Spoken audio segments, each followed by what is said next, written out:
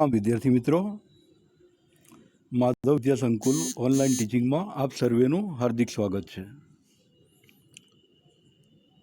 ધોરણ 9 ગણિત chapter number 3 યામ ભૂમિતિ।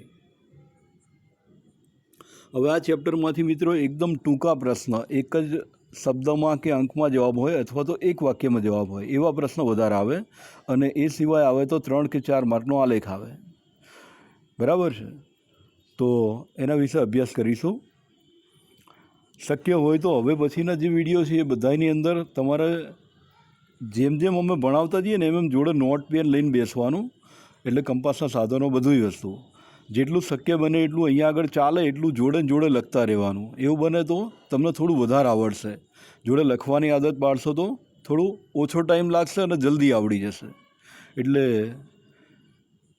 શક્ય બને તો આ વસ્તુ લઈને જ બેસવાનું જ્યારે પણ વિડીયો જોવા માટે બેસો તમે, અને નોટ ને પેન લઈને બેસો એટલે જોડે જોડે ગણતરી કરવાનું ને એવું બધું રાખશો તો જલ્દી આવડશે। બરાબર છે, આપણે અભ્યાસ ચાલુ કરીએ। તો સૌથી પહેલાં એના કેટલાક નિયમો જોઈ લઈએ।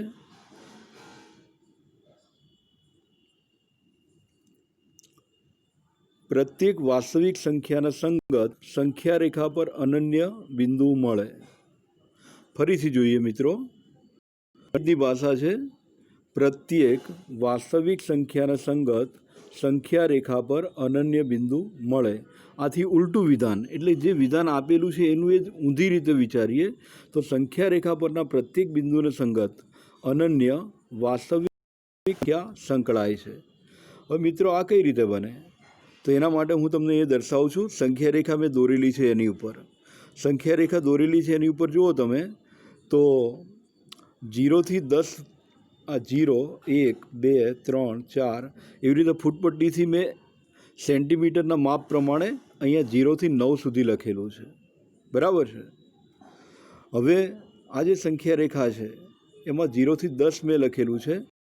એમાં તમને દેખાય છે એ પ્રમાણે પી ક્યુ અને આર લખેલા છે। તો એનો અર્થ એ થાય કે પી છે એ બિંદુ છે, બરાબર છે, અને એને સંગત સંખ્યા રેખા ઉપર બિંદુની જે વાસ્તવિક સંખ્યા છે એ 1 છે। એ જ રીતે ક્યુ છે એના માટે 4 છે અને આર માટે 7 છે। તો દરેક માટે એક એક સંખ્યા થઈ ગઈ। એટલે કે જો હું 1ની વાત કરું તો 1 માટે પી છે, 4 માટે ક્યુ છે અને 7 માટે આર છે। એ જ રીતે પી માટે 1 છે, ક્યુ માટે 4 છે અને આર માટે 7 છે। ફરીથી આપણે મૂળ વિધાન ઉપર જઈએ તો પ્રત્યેક વાસ્તવિક સંખ્યાને સંગત સંખ્યા રેખા પર અનન્ય બિંદુ મળે। એટલે કે અહીંયા નીચે 1 છે તો એના માટે આપણને પી મળે છે, 2 માટે બીજું કંઈક મળે, 3 માટે બીજું કંઈક મળે, 4 માટે ક્યુ લખ્યું છે। અહીંયા બધું ભેગું ના થઈ જાય એટલે દરેક બિંદુ માટે મેં નામ નથી આપ્યા, 3 જ બિંદુ આપ્યા તમને ખબર પડે એટલા માટે। એટલે પહેલી જે નિયમ આપેલો છે એ મેં સમજાવ્યો। હવે એનો ઊંધું રીતે આપણે જોઈએ તો સંખ્યા રેખા પરના પ્રત્યેક બિંદુને સંગત અનન્ય વાસ્તવિક સંખ્યા સંકળાય છે। એટલે કે સંખ્યા રેખા ઉપર આપણે હવે વિચારો કે પી છે તો પીને સંગત સંખ્યા કઈ છે તો 1 છે। ખ્યાલ આવ્યો? પી માટે શું છે તો 1 છે, ક્યુ માટે શું છે તો 4 છે અને આર માટે 7 છે। તો દર એક બિંદુ માટે એક સંખ્યા મળે અને એક સંખ્યા માટે એક બિંદુ મળે। બરાબર છે। તો એનો અર્થ એ થયો કે આમ સંખ્યા રેખા અને વાસ્તવિક સંખ્યાઓના સમૂહ વચ્ચે એક સંગતતા છે।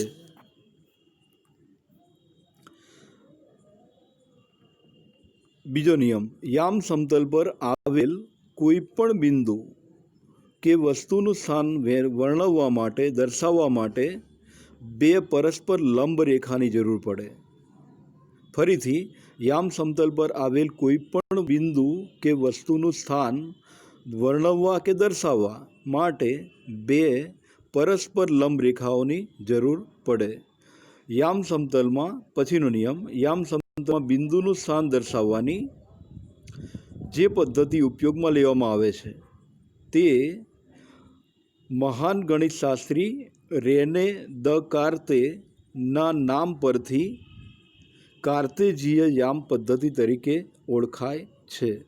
ફરીથી સમજો, યામ સમતલમાં બિંદુનું સ્થાન દર્શાવવાની જે પદ્ધતિ ઉપયોગમાં લેવામાં આવે છે તે મહાન ગણિતશાસ્ત્રીનું નામ છે રેને દ કાર્તે. તો તેના નામના યાદમાં તેના નામ પરથી કાર્તેજીય યામ પદ્ધતિ તરીકે ઓળખાય છે. હવે યામ સમતલ એટલે શું? તો યામ સમતલ છે એ કઈ રીતે બને? તો યામ સમતલમાં એક સમક્ષિતિજ એટલે આડી લાઈન, અને એક શિરોલંબ એટલે ઊભી લાઈન, એવી બે પરસ્પર લંબ રેખાઓ હોય છે. હમણાં વાત કરીએ એ પ્રમાણે યામ સમતલ બનાવીએ તો આપણે જ્યારે કોઈ પણ બિંદુનું સ્થાન દર્શાવવું હોય ત્યારે એક આડી અને એક ઊભી એમ બે લાઈનો દોરવામાં આવે છે. એક આડી લાઈન છે એને સમક્ષિતિજ લાઈન કહેવાય, ઊભી છે એને શિરોલંબ કહેવાય. હવે બીજો નંબરનો પોઈન્ટ, તેમના છેદ બિંદુને ઉગમ બિંદુ કહે છે. એટલે કે એક આડી લાઈન અને એક ઊભી લાઈન બંને જે જગ્યાએ છેદે છે તે જગ્યાએ એને ઉગમ બિંદુ કહેવાય. ઉગમ બિંદુને ઓ વડે દર્શાવાય. આગળ સમક્ષિતિજ રેખાને એટલે કે આડી લાઈનને એક્સ અક્ષ કહેવાય. પછી 5 નંબર, શિરોલંબ રેખાને વાય અક્ષ કહે છે. શિરોલંબ એટલે ઊભી રેખા.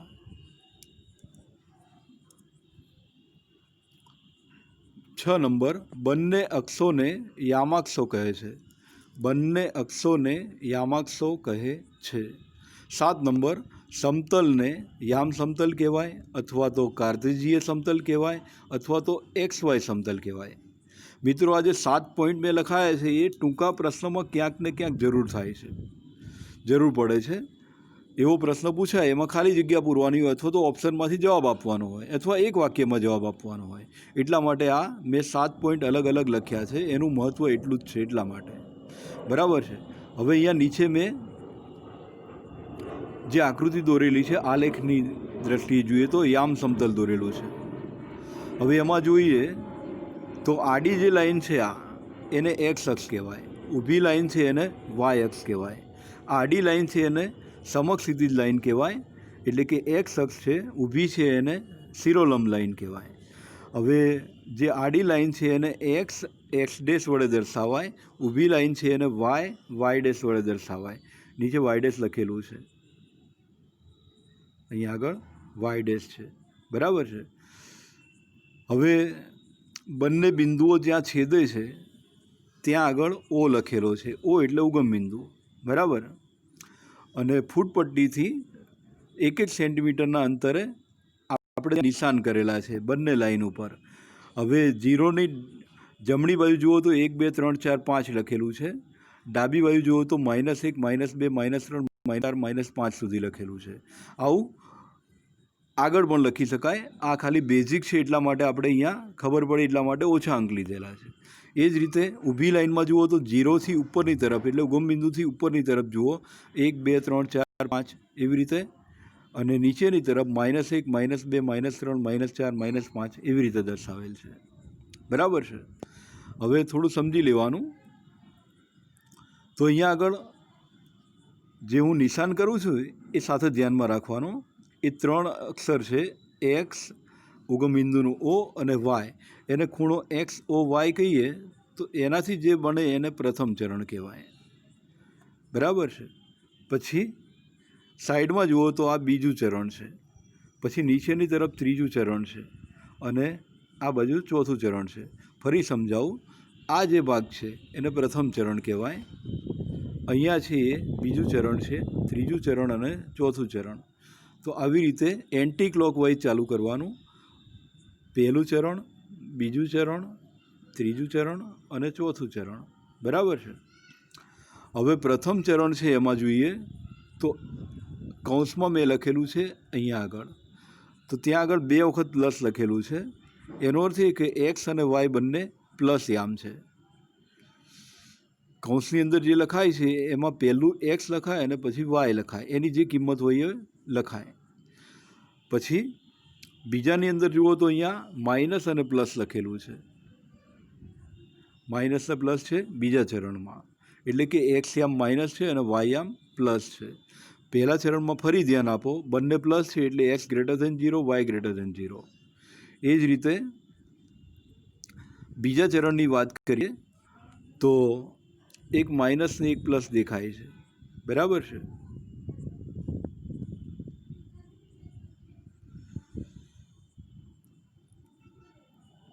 તો માઇનસ છે એ એક્સ યામ છે એટલે એને એક્સ લેસ દેન 0 કહેવાય અને વાય પ્લસ છે એટલે ગ્રેટર દેન 0 કહેવાય.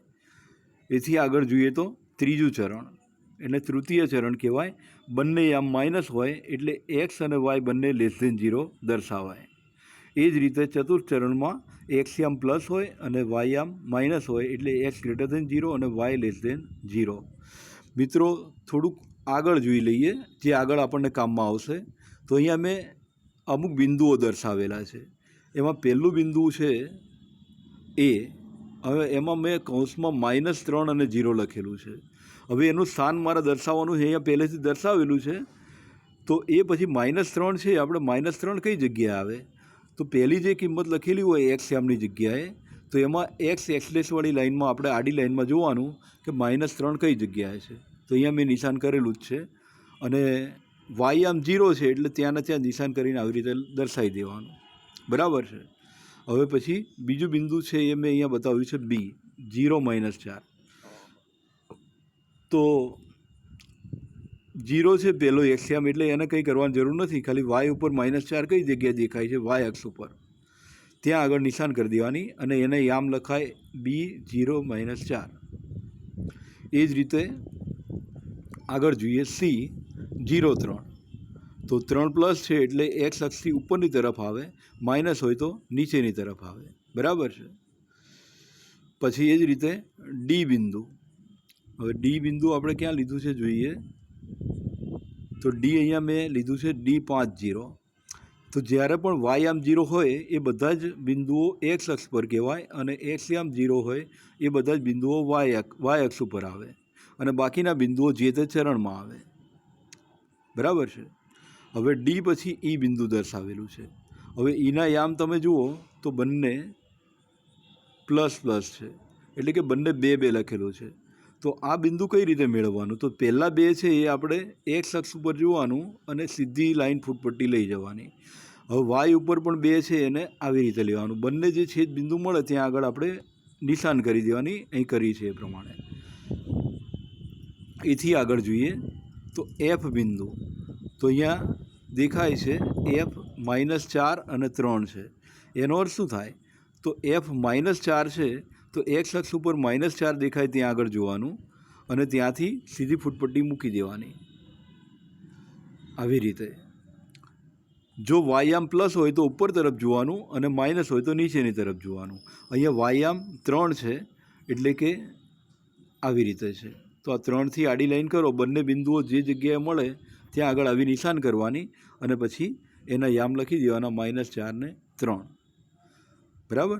પછી આગળ જોઈએ તો જી બિંદુ નીચેની તરફ દેખાય છે. એના બંને યામ માઇનસ છે, -2 અને -3 એટલે એ હંમેશા ત્રીજા ચરણમાં આવે. તો -2થી નીચેની તરફ અને -3થી આ તરફ બંને જે બિંદુએ છેદે ત્યાં આગળ જી લખી દેવાનો અને કૌંસમાં આવી રીતે દર્શાવી દેવાનું. એટલે આને આપણે યામ આલેખનું નિરૂપણ કહેવાય.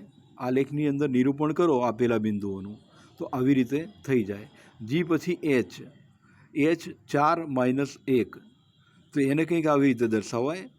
4 છે અને -1 છે એટલે 4થી નીચેની તરફ ફૂટપટ્ટી લઈ જવાની અને -1 છે તો -1થી આ રીતે છેદ બિંદુ દેખાય છે ત્યાં આગળ દર્શાવી દેવાનું અને નીચે સાઈડમાં લખવાનું H 4 - 1.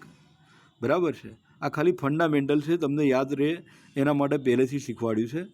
આગળના પ્રશ્નમાં આવે તો હું મિત્રો આગળ ચરણ કોને કહેવાય તો તેની વ્યાખ્યા. કાર્તેજીય યામ પદ્ધતિમાં લંબ યામાક્ષો. લંબ યામાક્ષો કયા? તો એક્સ અક્ષ અને વાય અક્ષ સમતલને 4 વિભાગમાં વહેંચે છે. આ દરેક વિભાગને ચરણ કહે છે. હમણાં આપણે જોયું કે ચરણ 1, ચરણ 2, ચરણ 3, ચરણ 4 એટલે કે પ્રથમ ચરણ, દ્વિતીય ચરણ, તૃતીય ચરણ અને ચતુર્થ ચરણ. એ આગળ દર્શાવ્યું ને એ 4 ચરણ હતા અને ચરણનો બીજો શબ્દ છે પાદ. બરાબર. ફરીથી ચરણની વ્યાખ્યા. કાર્તેજીય યામ પદ્ધતિમાં લંબ યામાક્ષો સમતલને 4 વિભાગમાં વહેંચે છે. આ દરેક ભાગને ચરણ કહે છે. હવે મિત્રો હોમવર્ક તો સ્વાધ્યાય 3.2નો પ્રશ્ન નંબર 1 અને 2 એ બંને તમારે કરવાનું છે. સ્વાધ્યાય 3.1 ઉડાડી માર્યું એવું નથી. એ લગભગ પરીક્ષા માટે અગત્યનો પ્રશ્ન નથી, બોરિંગ છે. એમાં કંઈ ખબર પડે એમ પણ નથી, એટલે એમાં ટાઈમ વેસ્ટ ના કરતાં જે જરૂરી છે એ જ કરીએ છીએ.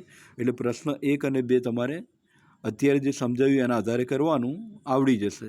મને વિશ્વાસ છે કે તમને બધાને આવડશે. બરાબર છે. હજુ આગળ જોઈશું. મિત્રો, સ્વાધ્યાય 3.3 એનો પ્રશ્ન નંબર 1, કયા ચરણમાં અથવા કયા અક્ષ ઉપર -2 4 3 -1 -1 0 1 2 અને -3 -5 બિંદુઓ છે, તમારા જવાબની ચકાસણી બિંદુઓને યામ સમતલમાં દર્શાવી કરો. હવે અહીંયા મેં ડાયરેક્ટ જવાબ લખેલો છે, તેમ છતાં તમને ખ્યાલ આવે એના માટે સમજૂતી આપું છું. આગળ જે મેં સમજાવ્યું હતું એ જ પ્રમાણે છે. 5 બિંદુઓ છે એટલે મેં 5 નામ આપી દીધા બિંદુને. પહેલું બિંદુ છે અને એ જ રીતે ક્રમશઃ B C D E એવી રીતે. બરાબર છે. પહેલું બિંદુ કયું હતું? તો -2 અને 4. તો અહીંયા આગળ જોઈ લો, આપણે હમણાં જે દર્શાવ્યું એ પ્રમાણે x યામ -2 છે એટલે અને y યામ પ્લસ છે એટલે ઉપરની તરફ ફૂટપટ્ટીથી લાઈન ખેંચી છે. આપણે ફૂટપટ્ટી લાઈન ખેંચવાની જરૂર નહીં, સીધી ફૂટપટ્ટી મૂકી દેવાય. ક્યાં સુધી લઈ જવાનું? તો y ઉપર 4 દેખાય ત્યાં સુધી. જે છેદ બિંદુ મળે ત્યાં આગળ આવું નિશાન કરી દેવાનું. અને આપણે A B C D બે આપણી સરળતા માટે લખ્યું છે, એવું જરૂર નથી હોતું. બરાબર છે. એટલે પહેલું બિંદુનું નિરૂપણ થઈ ગયું. હવે બીજું બિંદુ છે B. તો B બિંદુ મેં અહીંયા દર્શાવેલું છે, એના યામ છે એ જ પ્રમાણે.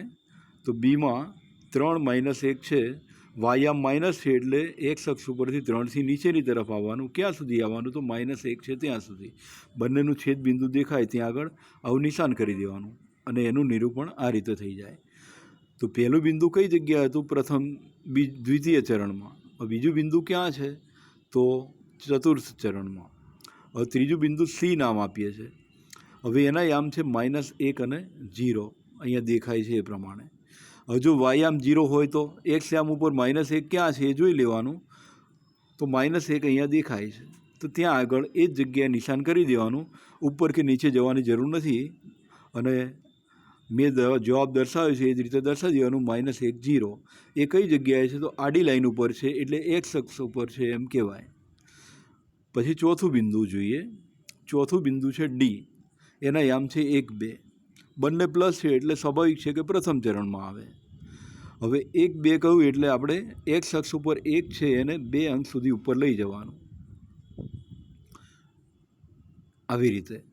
અને જે છેદ બિંદુ મળે ત્યાં આગળ દર્શાવ્યું હતું એ જ પ્રમાણે 1 2 લખી દેવાનું. આપણે D નામ સરળતા માટે આપ્યું છે એટલે D. એનું સ્થાન થઈ ગયું પ્રથમ ચરણ. હવે છેલ્લું બિંદુ છે -3 ને -5. એના બંને યામ માઇનસ છે એટલે પ્રથમ દ્વિતીય અને તૃતીય ચરણમાં આવે. તો પહેલો યામ છે -3 એટલે x ઉપર -3 જોઈ લેવાનું અને બીજો પણ માઇનસ છે એટલે નીચેની તરફ -5 આવે ત્યાં સુધી લઈ જવાનું. તો બંનેને છેદ બિંદુ દર્શાવી દેવાનું -3 -5. બરાબર મિત્રો? આનો જવાબ મેં આગળ દર્શાવેલો.